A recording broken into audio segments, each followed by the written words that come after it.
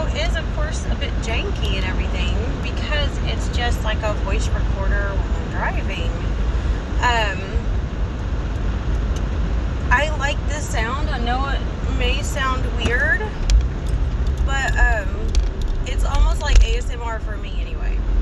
Now, I know some people may hate it, but for me personally, I love that sound, of a vehicle.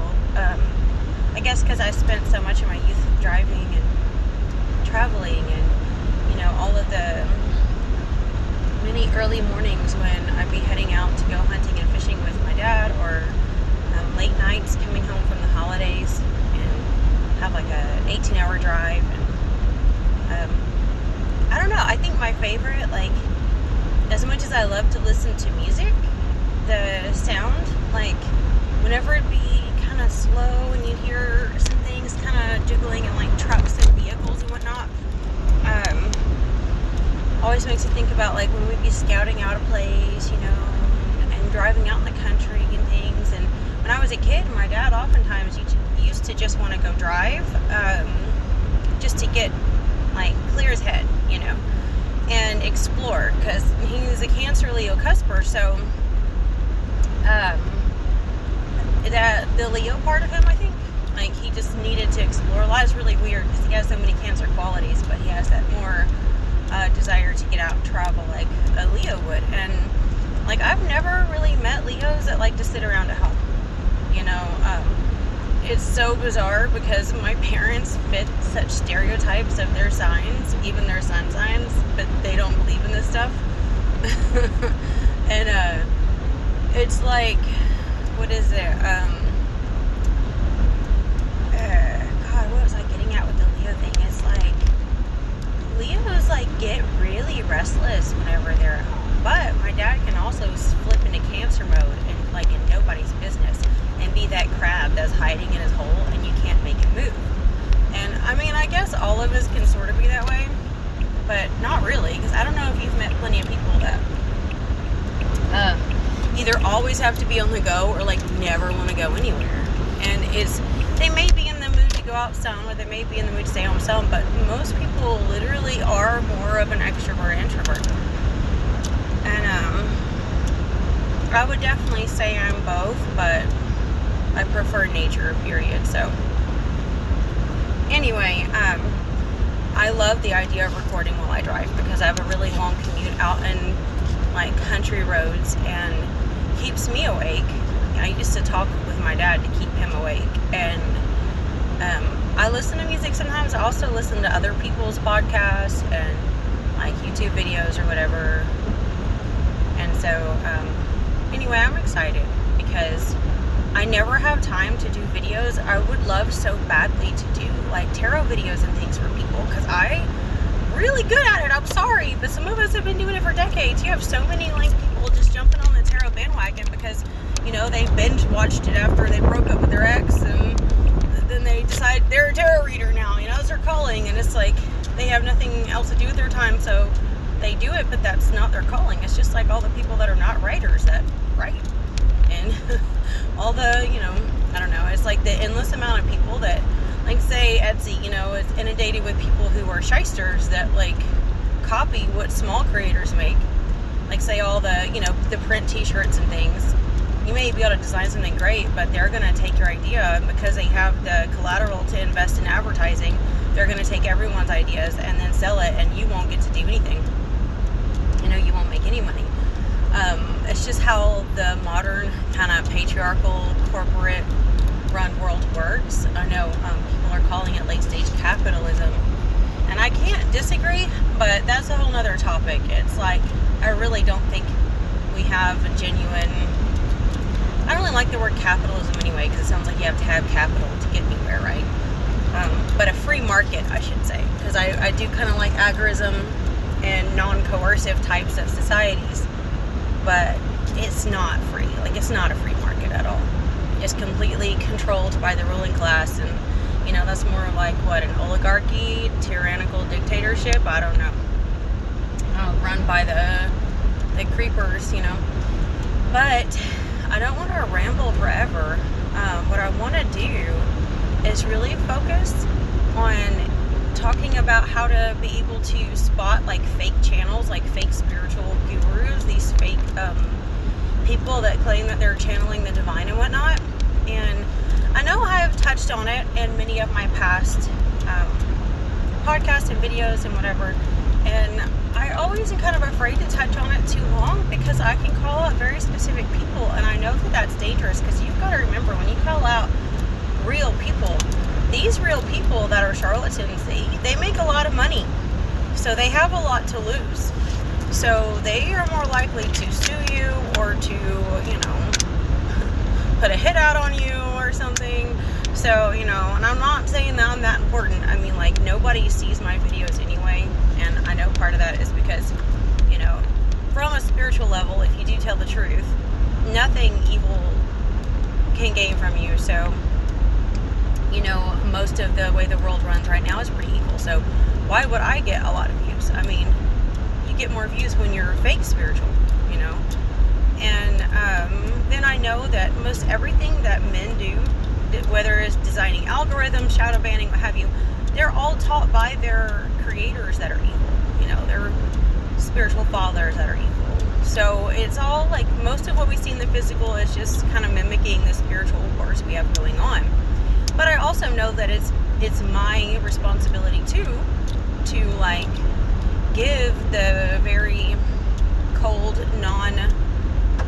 the soulless algorithm what it wants. And I'm not, usually if you're a genuine spiritual channel or something, you're not going to be able to do that very well, because you're living in a completely different world. You're not living in a world of SEO and pop culture and like all of the things that make you valuable or that tickle people's fancy. And so oftentimes we are in a way pariahs to begin with, and that's okay. But I mean, I was getting at the point of too, is like, I don't post regularly, so a lot of those things are my fault, obviously. We don't fit in the world. I was thinking about how I have this ebb and flow and waves, I'm sure you guys do too, of energy. Like, say you might feel good when you first get up in the morning, but a few hours in you might hit a slump, right? Maybe after you eat you get tired, and then you feel obligated to stay productive and go and do, and it's not right. The way we're living is very unnatural. We should not feel pressured to constantly perform. We should be able to rest if we feel tired. If we have ebbs and flowing and waves of, energy and not, we shouldn't always be afraid that, we're sick, or we're, like, we can't constantly be the Energizer Bunny. It's like, no, that's not natural. Our birthright is to rest when we want, get up when we want, go to sleep when we want, eat when we want, harvest and collect food, build when we want. But that's been taken from us. We're treated like slaves. We really are. And I understand that might be insulting to some people that have, like slavery in their past or whatever, in their ancestry. And I know really we all do somewhere, but I'm still not trying to be, insensitive to that. But what I'm saying is, there's many like people of color in the U.S. even calling what we're going through right now as slavery. They don't want to be a slave to the system. A lot of them are breaking free too, and they're proud of it, and they're showing how to do it on YouTube and stuff, and they're kind of guiding other people in how to do it too, which is exciting. But what I want to get at with these channels is like these, I don't know, it's going to be weird trying to like tag this or title this, because people are going to think I mean like YouTube channel, and I mean no, a person that is a channel. Okay, most of the people that you see online that you watch on a screen, like, they are fake. Okay, and the reason why I'm even bothering to address this is because too many good people are being led astray by them. And believe me, I really tried to like support them and believe in them. I really gave it my best to try and, turn my instincts and intuition off so I could give them the benefit of the doubt. And I just cannot, because it's like there's so many red flags everywhere. that, I forget the name, her first name begins with a D, her last name is Rose, I don't know if that's real or not, who channels Mary Magdalene, she's got like the vibes like the Wicked Witch of the West. It kind of looks like it too. And yet she like, if you look at her Substack or like some of her, stuff she's created, it's all light and feminine and cheery and woohoo. And I listened to some of her, I had someone send me something of hers and they were thinking I would be into it and stuff, and holy fuck. Okay. So, first off, I think I still am technically subscribed to the Next Level Soul podcast. And I tried to listen to a lot of his stuff. Some of the guests of his are not so bad, especially if it's just like an NDE or something. But he really does make way too much profit. Have way too many subscribers for these fake channels. And I'm really disturbed by it. Okay? And I listened to what this woman said for a while, and I can kind of relate to some of it. But oh my God, like there's certain, like I knew probably from the get-go that she was like full of it, but I still wanted to like give her a chance because somebody else wanted me to, and oh my God, okay. And this is what I mean by like toxic positive. Like I'm afraid to like confront some of these people that believe in this stuff because they're gonna say I'm being negative, and it's like, look, the truth is neither negative or positive, it just is. And trying to be in denial of the truth, it's you being gullible is just making them money and is feeding their trickster spirits, okay? I mean, there was at one point where she had said, like she's channeling Mary Magdalene, and that like we like sex. I mean, is what's not to love? It feels good. And it's a vagina and a penis, and it goes in each other, and we like it. No, I'm sorry, but no. It's like you literally just shrunk Jesus and Mary Magdalene down to the typical base instinctual animal, the Humpty Dumps, because it feels good. Like, I'm fucking sorry, but no, that is not remotely okay. Alright? The difference that Christ made on this planet was already night and day. And I do not think that someone that is that evolved or a genuine, I personally think he is an incarnation of the Creator. I know you have a lot of Christians that will say, well, he is the only one, and he's the way, and the truth, and the life, and he is God. And I'm like, well, then why did he say, why do you call me good? Only the Father is good. There was moments whenever he spoke as a man, and moments when he spoke as if he was invoking and basically like possessed by the word of God. And he even said whatever he does, we can also do. And he even said that we are all gods. And I feel like he was trying to show us how to do the same thing as him. He even said that we're all one in his last prayer, before he died. We're all one, and we're in him, and he is in us. And it really irks me because I feel like if you were to read like the Gospels, and I know there's a lot of controversy with that even. I've been reading is that there's a lot of proof that a lot of the Gospels, obviously many of them were written long after he died, and summaries and the ones that didn't make the cut. So let's not even go into all that, but all of the Gospels are pretty generic. And the more Gnostic ones I couldn't disagree with more, just because it does have the tendency to demonize the nature, okay, the natural world. But they were living in very unnatural times, much as we are now. And so they couldn't see the dance. They couldn't see the marriage between the spiritual and the physical, and the Creator and the created. And that's something that Christ really spoke on. And so it's really ridiculous to miss that. And anyway, if you were to read, like, say, some ancient texts that Hindus and Buddhists and things still read that are much older than Christianity, they had a much deeper, much more both grounded and more advanced understanding of the Creator. That, like, even if they had a pantheon of gods and deities, they weren't really pagans in the sense that they knew there was one ultimate creator. They knew that. And they also, Krishna in the Gita talks about being an incarnation of the great creator. And that's what I feel like Jesus was, and I feel like he does come. The creator does come around and do what he has to do at times to try and help us, because we can be so deceived by many of these frauds, okay? And I know that really scares Christians, because it's like, oh, they said he'll never come again, until we all see him in the sky. And they've already got these things in the works with governments where they can actually create the illusion of Christ in the sky around the globe, okay? So you can't believe in signs and wonders for Jesus. The simple fact is he is in you, and he's in me, and the kingdom is inside of us. And this is what he was trying to show us, and people miss it. But back to the whole point about, oh, we like sex.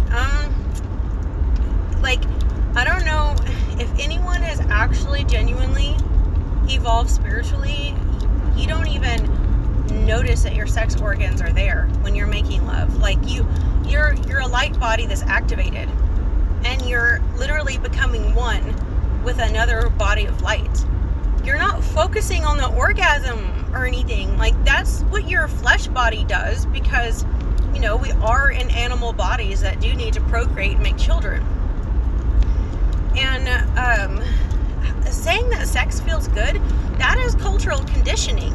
Okay, it is a scientific fact that sex actually hurts, both the men and women, because all the blood pools. I'm going to get pretty graphic here, okay, but this is a fact. All your blood pools down there. That's not fun. It doesn't feel good. It's so really bizarre how so many men, I've known some perverts that just, they want to walk around being hard all the time, and they like that idea of it.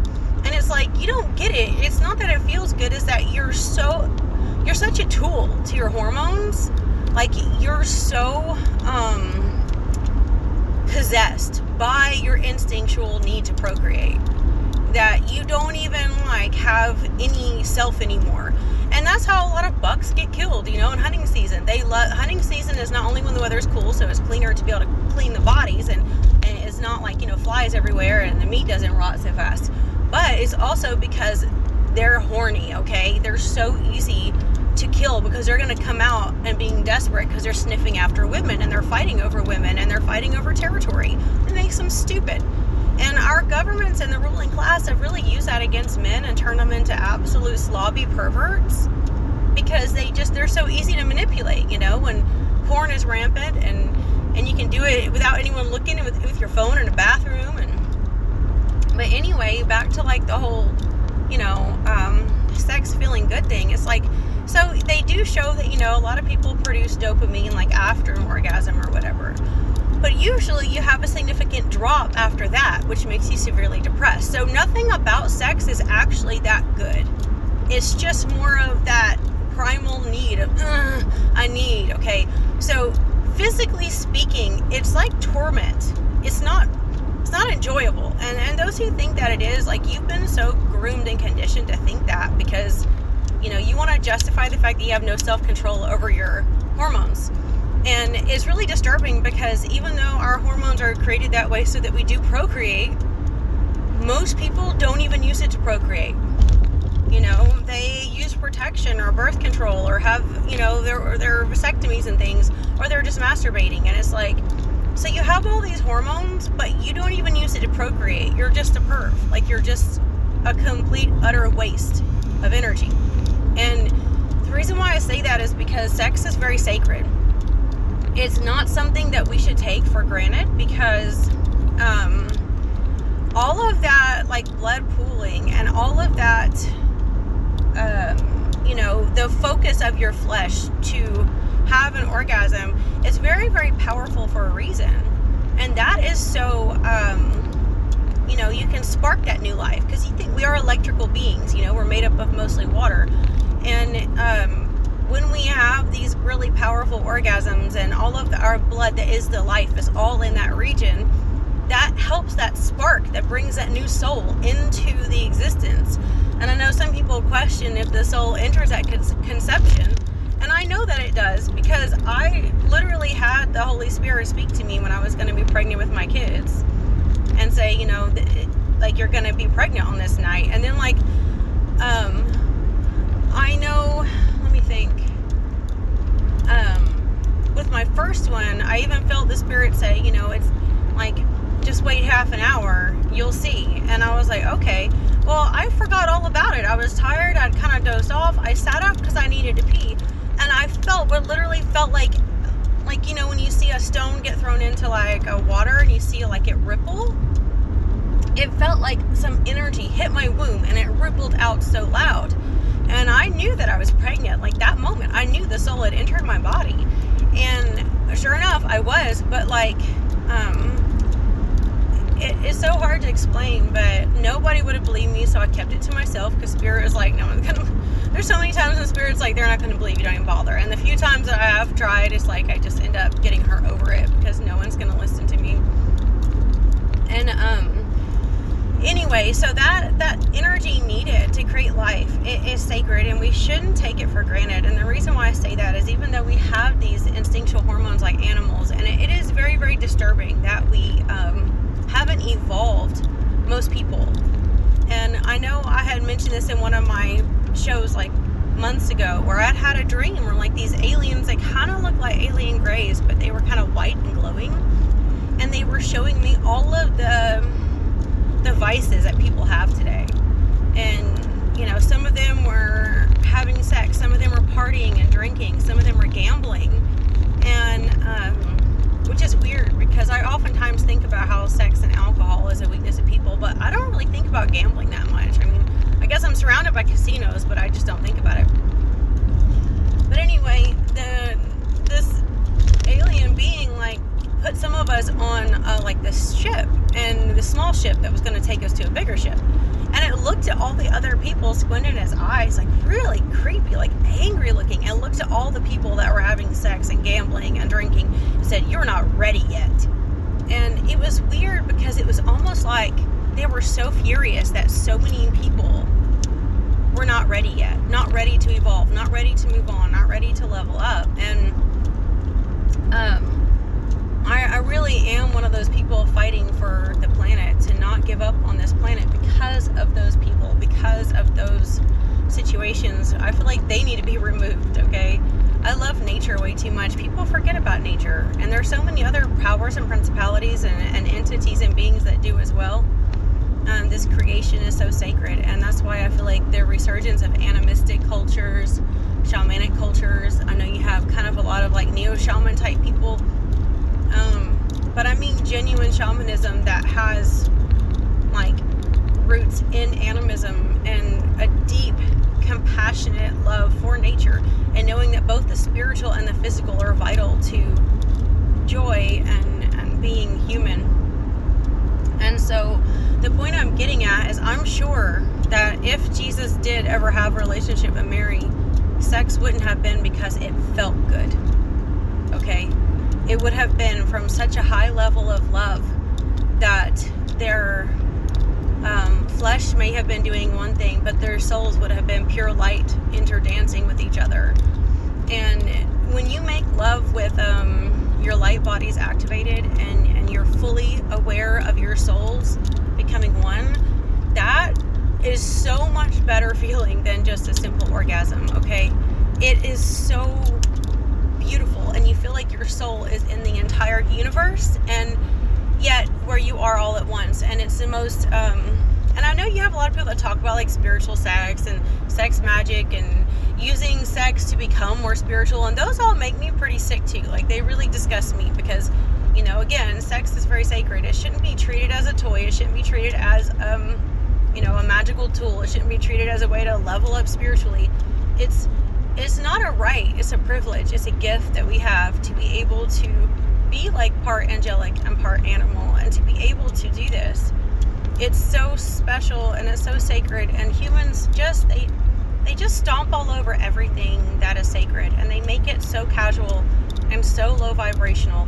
And the way this woman said those things, it was clear as day that she has no fucking clue what it's like to have a good, healthy relationship sexually with anyone. And so that's why she was not able to channel anything genuine in regards regards to that. And then you have, like, you know, the people that channel like Bashar and Theo and all this other stuff. And one way you can tell how fake they are, and I think I touched on this in the last one that I'm going to post. Sorry, I should drink this bottle. It's like so loud. So, you'll notice that they do a lot of repetitive talking. A lot of talking in circles. A lot of generalities. A lot of, like, vague, kind of, I don't know. It's like, I know, I think some people have written about this, like, you can tell fake spiritual people because everything is pretty vague.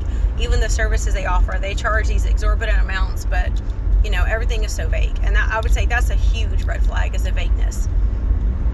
But they can't, like, they need to prove that they're a channel to begin with, you know, by being able to channel things that actually have results. Like, I know I was told that I was a channel when I was really young, and, I say child, and I guess I was technically an adult to a lot, but I felt like a genuine child compared to who I am now. I was probably like 18, something like that. And I didn't want to believe it. Like, I knew I had seen many things. Like, I had had supernatural experiences quite a bit in my life. And this old psychic medium said, you are a natural channel, and you're like a bright light, and ghosts are drawn to you, and things are drawn to you, and, you know, they want you to help them. And, you know, what I've learned a lot over the years is, no, most ghosts don't want help. There are some who do. Most of them don't, because most of them don't want change. And that's why they're still here. But, anyway, I have had experiences with it before, because I had, a friend who was working in, like, I don't know if I've brought this up before in the past show anywhere, but, you know, she's working in a home with some mentally challenged people. And they're like, it's an adult home for people. And one guy had, like, I don't know, he had all kinds of mental health issues and OCD and things. And she said that ever since they moved him into this new home, even though, you know, it's a lot of the same people, it's like, he seems like he's getting, like, possessed or something. And she was asking me, you know, like, hey, my grandma said you're a channel. I can't do that. This girl could see auras and things, okay? So she had her own gifts, but she couldn't channel. So, I was like, I guess I could try, you know, and I went in there with her, and I sat down on the couch, and it was strange because the room started to get kind of white and kind of glowy and, like, hazy looking to me. And I noticed that that's oftentimes what happens when I'm really channeling a spirit, you know, that's passed over. And, the first thing that I said was, like, the floor plan, look at the floor plan. And she freaked out and started screaming. And she's like, how do you know we have a floor plan? And I was like, I don't know. Like, I've never done this before. So, she takes me to the floor plan, and I literally just take my finger and I point. I'm like, there. My body's there. And, like, I was like, I'm not at rest. My body is there until you guys dig it up. Like, I'm not going to stop messing with people, because, I mean, this isn't right, you know. I was killed and it was hidden, and it just happened to be, like, underneath the garage where there's cement, and there's no way anyone was going to dig it up. My friend got so freaking scared, she ran out of the house screaming, and she did not want to go back in there. And I didn't really realize, like, what I had done, because, I don't know, I just didn't take it that seriously. It's like, it was cool, you know, but and I had channeled Betty Brown before at the Ashton Villa, and I don't remember what I even said. All I remember is that similar scenario happened, but a lot of things I said, we did a lot of research on and found out it ended up being pretty true. And of course, I've had a lot of visitations and dreams. Those things end up being dead fucking accurate as well. But these channels that you'll see, like, on these, like, you know, like the Next Level Soul podcast and everything's, like, they talk in such vagaries that, like, there's no way you can fact check it. There's no way that you can, like, you know, and that's intentional, okay? That's deliberate.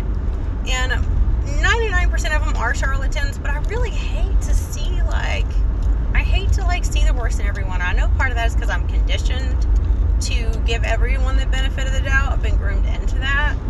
But I do think that some people, like, they,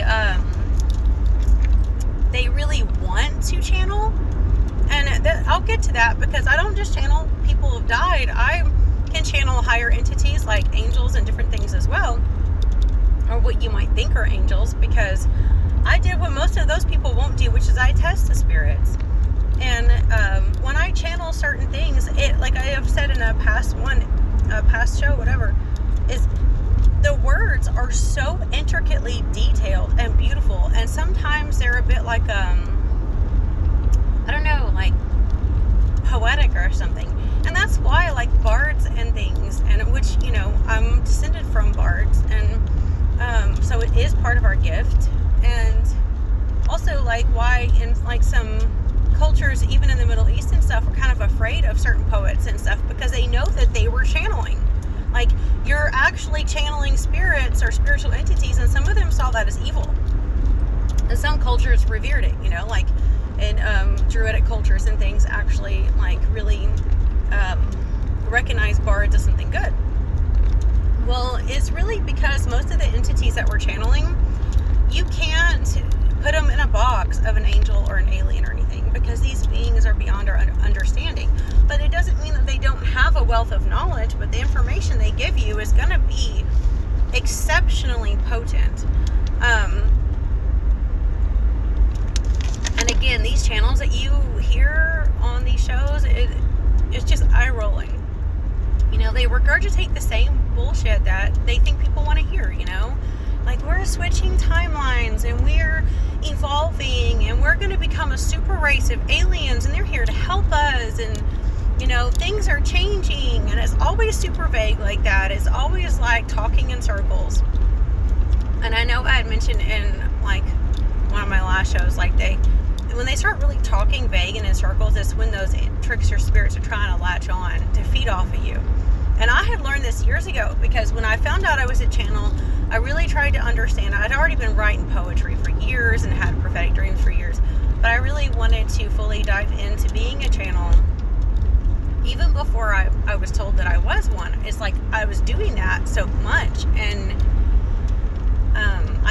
I love to use tarot to kind of code it. Like, I don't need the tarot cards, but it like really helps me kind of almost like write poetry more in codes where it's not as easily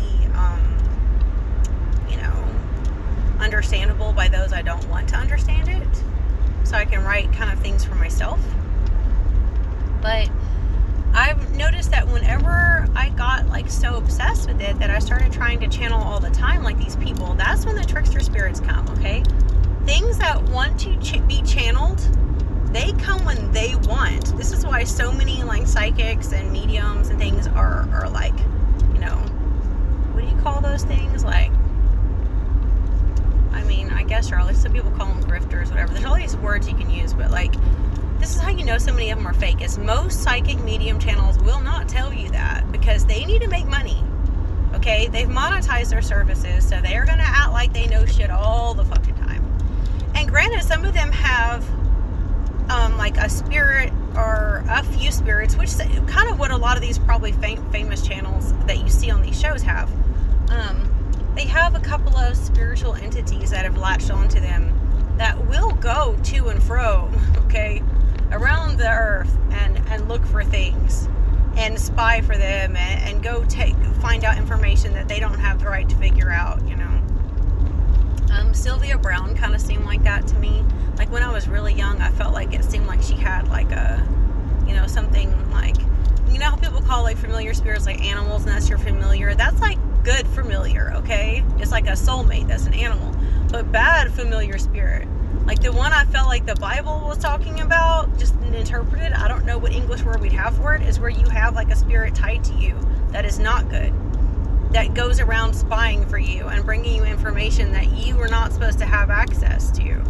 And the spirit does it for its own means. The spirit knows it can't cross over. It knows that it's never going to go to heaven. It knows that if it did, it probably would have to reincarnate and start over, or it'd be sent to some lower dimension, you know, where it would be pretty much start to fade from existence because it's disconnected from life source energy. So it needs to feed off of us. And some of them are really, really good at being spiritual entities.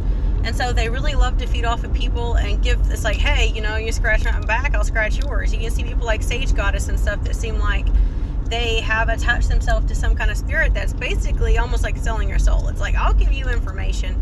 I'll tell you what people are thinking. I'll tell you what you need to do to make money. You just leave it to me. And these spirits go and do all this stuff, but at the end of the day, it's like they're not good for anyone. And what's weird is a lot of these channels that make a lot of money don't even have very smart ones. It's like they're too damn lazy to even go leave the room. Like, they're not even gonna be able to channel anything that's specific at all. And anyway, what I was gonna say is, when I started trying to channel all the time, that was when I got a lot of things that sounded just like what they say. I would try to write it all out, and I would read it all, and I would realize, oh, this, first off, a lot of talking in circles like they do, a lot of like kind of dragging things out, a lot of vagaries kind of stuff. But then if they do say if you do push them for anything specific, they almost always get it wrong. Almost always. And so I would test the spirits and ask them more specific things. Like this time tomorrow, whatever. They'd always get it wrong. And I started to realize, oh, y'all are really great at talking in circles and giving me vague spiritual information and, talking about the love and the light and this good stuff, but you actually have no real information for me. And I dared them. I tested them. I knew this is bullshit. And I watch all of these people that are channeling these spirits that they cannot get any genuine information from. And like I said, if you go and watch a lot of their videos from 3, 4, 5, 6 years back, you'll see that they channeled that we would already be like living with aliens. Alien spaceships would have already landed here. And I'm not talking where they're having meetings, and discussing the possibility. I mean, literally saying that, like, you're going to see alien spaceships out in every field, and we're going to be leaving the planet and coming back and forth, and all the weird stuff that they would have, like, prophesied. Like, you look at the weird, like, look at the clickbait titles like these YouTube channels have, that have millions of subscribers, okay? And hundreds of thousands of views for these fake channels. And it's like, oh, what humans need to know next. Oh, they lied about Jesus. Oh, what you don't realize is coming. You better prepare. It's always like this. Oh, you need to know. And then you listen to the whole damn thing, and you didn't get anything out of it. Unless you're just stupid. Maybe like some people are like, oh, I really needed to hear that message today. Thank you. And it's like, wait, have you never read a book? Because all they did was appropriate, ancient Hindu and Buddhist and, even like, Abrahamic texts and things. And they literally just talk in these circles. And it's just like, I don't know. I keep thinking, like, if I had the time, I could, like, watch, like, say, a certain channel. Sorry, I got, like, gunk in my throat. Say, like, watch, like, one of these people, like, that just does Bashar or just Theo or whatever, right?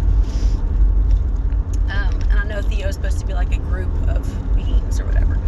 Or Archangel Michael, that's a big one, which is so funny because I really don't think that Michael is who we think he is. I think he's more like, probably trace it all the way back to, like, the Inky and Enlil stuff. He's probably like the Enlil character. And Inky is like the, the Satan Lucy adversary kind of thing. But anyway, I really think it's dangerous, the amount of people that have kind of tried to replace Jesus Christ with Archangel Michael. The insane amount of people that's like, oh, this channel message, and please be with us, Archangel Michael. Like, they pray to him more than they do, like, Jesus or God or anyone. And it's like, it's not who you think it is, boo-boo, but whatever. Anyway, if I could, like, watch just one and then go back and really, like, do my journalism work, which I'm good at, because that's what I majored in, and, like, go all the way back and, show the specifics, because it's like, I feel like I'm talking in circles, explaining they're talking in circles, but that's because I just don't have the time right now to do that. I mean, you can do it for yourself, you don't have to, but, anyway, that would be interesting to do. It's just that it is kind of hard, because when you have to listen to the bullshit that they say, like, sometimes you just eye roll. It's like they're really good and masterful at gaslighting, blame shifting, deflecting, all the tactics that manipulators use, right? I know test them too. Like, if they have their own channels, you can test them too. Like, some of these people, like that John of New, that claims to be John reincarnated. And I'm like, how does that work? Whenever some people are saying the beloved one was Mary Magdalene, like, are you like trying to usurp her or something? I don't know. Like, and now that they've proven that the scripture, like the book of John, is probably fabricated, like, how is he handling that? He's probably part of it. Like, I think he likes to say a lot of stuff is fake so that he can rewrite everything. And he's so creepy to me because, you know, I tested him years ago and I made a comment because I want to believe the best, and I'd love to believe that he is a reincarnated John. It's not like I'm just a super skeptic here. Like, I really would love to believe in the spiritual community, and I get thoroughly disappointed at all the dupes out there. And I commented about what I saw in his eyes, because he seems to have like this weird, always like glazed over sad look in his eyes, which I think is his character that he's playing. You know, I think he's a predator that's preying on people. And it's kind of like, say, when you go and try to like lure a child into a van, you know, you're going to try to have these sweet, sad, dopey, lost eyes like, oh, I'm a poor widow sad man, please come help me. So I had brought up, you know, that it looked like there was some sadness in his eyes or whatever. And you must have seen a lot. Oh my God, what was so bizarre is that, like, part of me, like, knew that either he might bring up something or just ignore my comment, or he might, you know, I don't know. Like, I part of me, like, deep down, my instincts and intuition had told me, like, this is a bad person. But I really didn't want to believe it. I wanted to give him the benefit of the doubt. But the way that he snapped at me was so creepy that I was like, oh, he is what I didn't want to believe he was. Like, he snapped at me.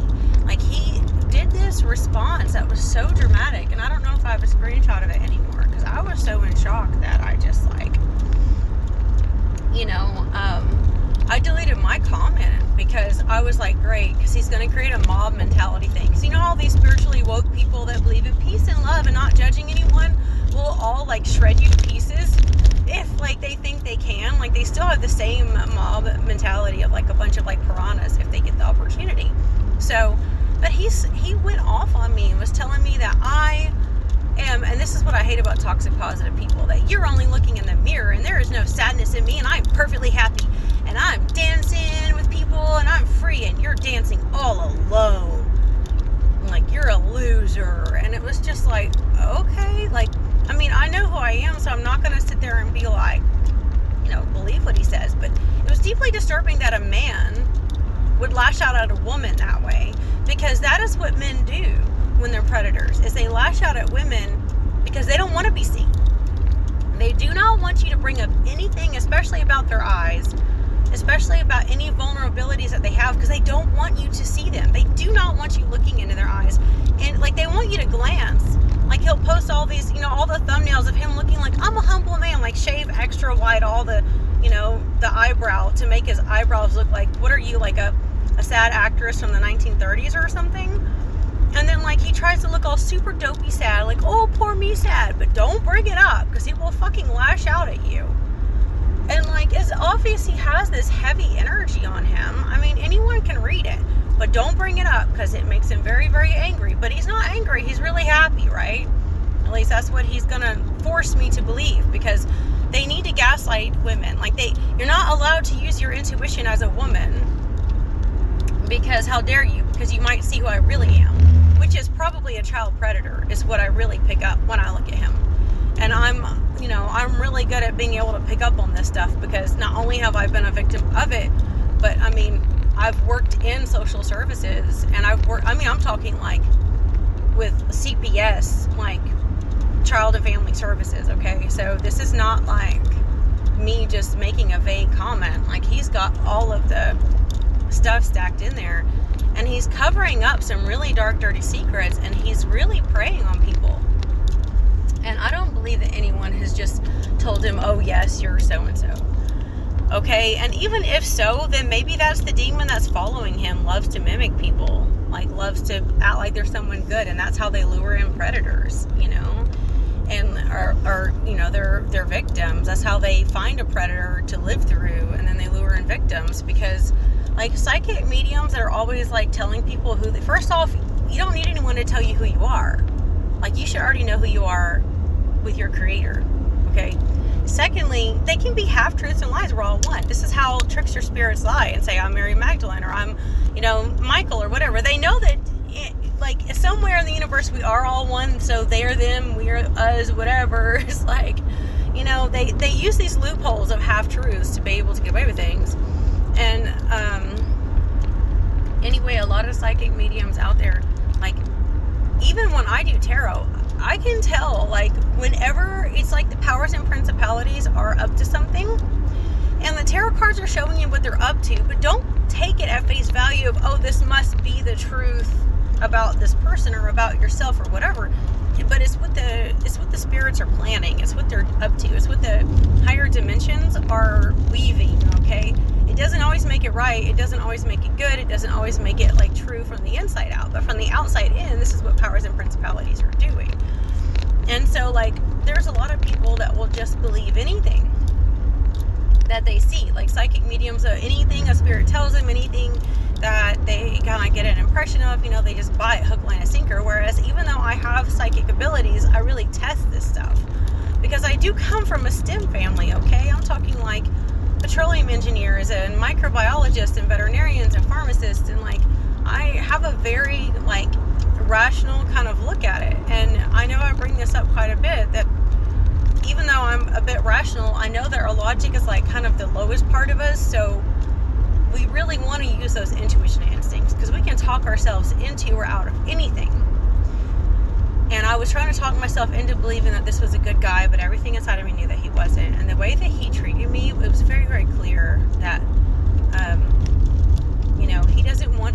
he does not want you to be empowered to be able to look into the windows of the soul. And that's disturbing to me, because, no. Like, it's like, you don't tell a woman that is an intuitive and an empath not to look into someone's eyes and believe what you see. Someone's literally telling you, don't believe what you see. And that's so fucking evil. It is so dark and so evil. And there's so many of these charlatans out there, and they really irritate me. And I don't know how to feel about people like that. Like, I know there's that other big channel I used to watch a lot too that I had to quit watching. The guy who drives a Tesla and had the pet rooster, which was so cute. And I wanted to believe in all this toxic positive shit. I do. Like, it's like I want so bad to like be able to find, a group that I can actually have a little bit of faith in. But for the most part, I don't. Because I feel like people are so lost and so empty. And like these trickster spirits that are like working through these fake channels, like they might be channeling something, but they're not channeling what they think they're channeling, and they're not good enough channels to know it, because they never tested the spirits. They don't want to. They make too much money writing books and being on podcasts and charging people for, appearances and everything. And the thing is like, I feel like it's like worship to them, because it's how they stay alive. That's how they feed themselves. They might have been the fake gods of old. Like, I do believe there's real gods and deities that are genuinely like our ancestral guardians. But I do think there's a lot of fake ones out there, and like they need worship to stay alive, because they're not connected to the ultimate God, the ultimate creator, the ultimate source. And so they will use these people. And it's just, I don't know. I guess for the life of me, I cannot understand how people are falling for it. Like, people are that empty. But I mean, I guess they fall for like, all the pastors bullshit in churches that talk in circles, and it seems like they only read like one verse or two before their sermon, and they don't really go very deep ever. And it's just real lackluster, And like someone like me, I know that like I don't tickle your fancy. I don't give you the positive stuff that makes you feel super good. And so people might interpret that as me being really negative, and it's like, but why are you so afraid of balance, of just being genuinely true? Like, you have these hermetic brotherhoods that will try to mix up the most vile, evil, dark, satanic shit with the most love and light and frou-frou shit. And some of them are probably the ones doing this stuff. But, like the channels and things. But, you know, when someone has the genuine balance and just knows, just is, like, I just am who I am. And so is my creator, and he is in me and I am in him. And I've learned how to stay pretty even keel, you know, even when, like, I'm about to go to work, and even whenever, like, I should have so many reasons for stress, and I don't know if I'm going to be able to pay my bills and everything else. Like, I've learned not to let that stuff get to me. You know, I've learned how to be able to fight and not give up, to choose to continue the fight for the greater good. And I am so beyond grateful, because I gotta wrap this up because I arrived at work, but I'm so very grateful for where I'm at right now. And I'm so fortunate in so many ways.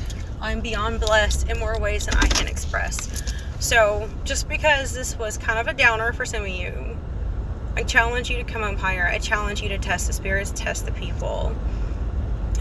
Talk to you next time.